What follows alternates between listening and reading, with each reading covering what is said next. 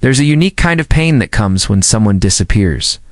Not a stranger, but someone you trusted. The friend who stops answering when life gets heavy. The partner who goes quiet when you're at your lowest. The family member who's too busy when you finally ask for help. It's confusing, it's lonely, and it leaves you wondering, did I do something wrong? But the truth is, their disappearance says far more about their psychology than it does about your worth. Let's start with something most people don't realize. Not everyone knows how to handle emotional weight. Some people vanish not because they don't care, but because they can't cope.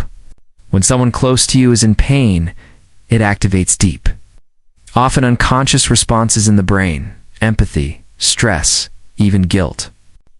For emotionally avoidant individuals, that experience feels overwhelming. Their nervous system reads your pain as danger, and so, instead of leaning in, they pull away. Psychologists call this emotional avoidance, the instinct to escape feelings that are too uncomfortable to face. People who disappear during hard times aren't necessarily heartless. Many of them were raised to equate vulnerability with weakness. Maybe they grew up in homes where emotions were dismissed, where crying was dramatic, or pain was personal. Over time, they learn to shut down instead of show up. And when life asks them to be present for someone else's pain, they default to the only coping strategy they know: distance. This is especially common in people with avoidant attachment styles. Those who crave connection but fear emotional intimacy.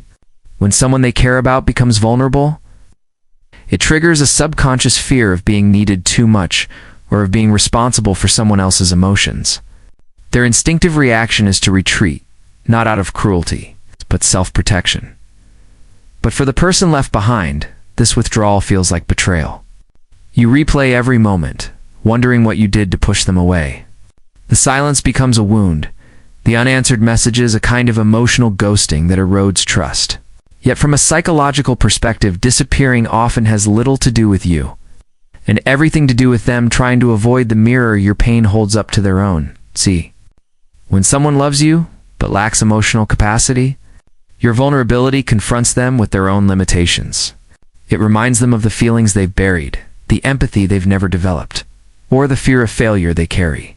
Being there for you would mean confronting those parts of themselves, and many people simply don't have the emotional tools to do that, so they vanish.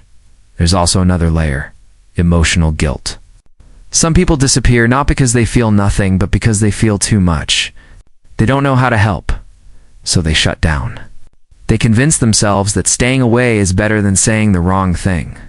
They rationalize their absence as giving space, when in reality, it's emotional paralysis.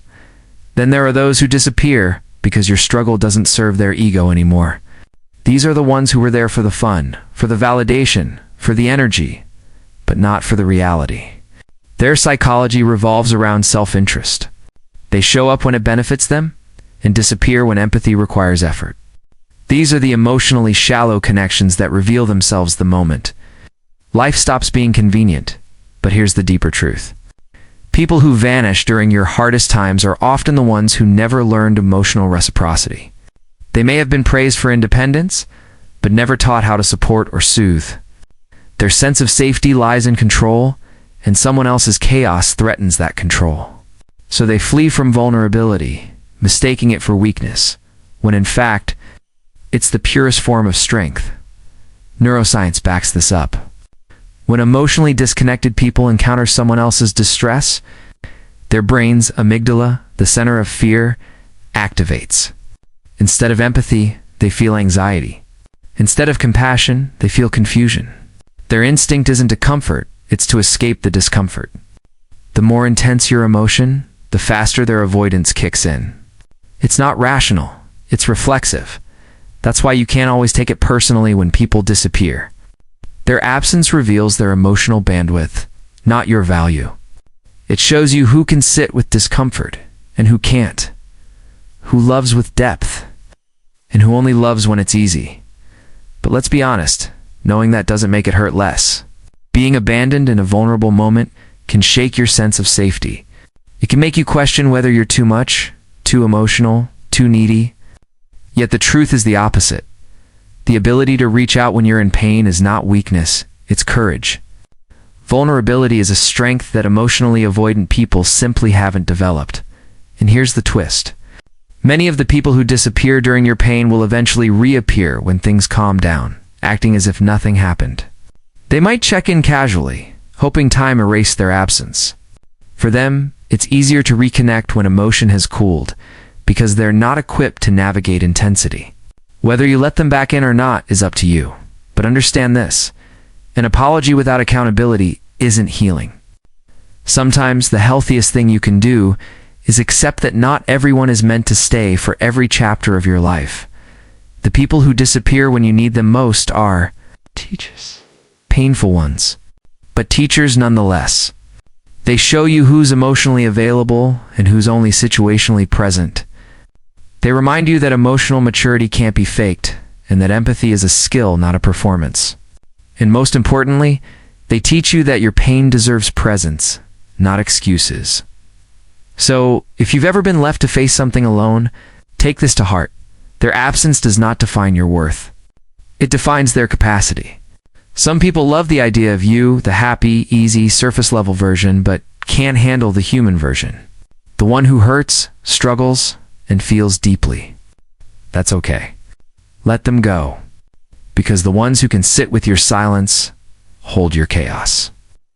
And stay even when it's uncomfortable, those are the people who truly see you in the end. Disappearing is its own kind of confession. It says, I don't know how to handle depth. It says, I fear emotions I can't control. And that's their journey, not yours to fix. Your journey is to keep being real, to keep showing up for yourself, even when others don't. If this message resonated with you, if you've ever been left wondering why someone vanished when you needed them most, consider subscribing to Psyche Edge. Here, we explore the unseen patterns of human behavior, the psychology behind love, loss, and everything in between. Stay strong, stay self-aware, and remember, real connection doesn't disappear when things get hard. It shows up.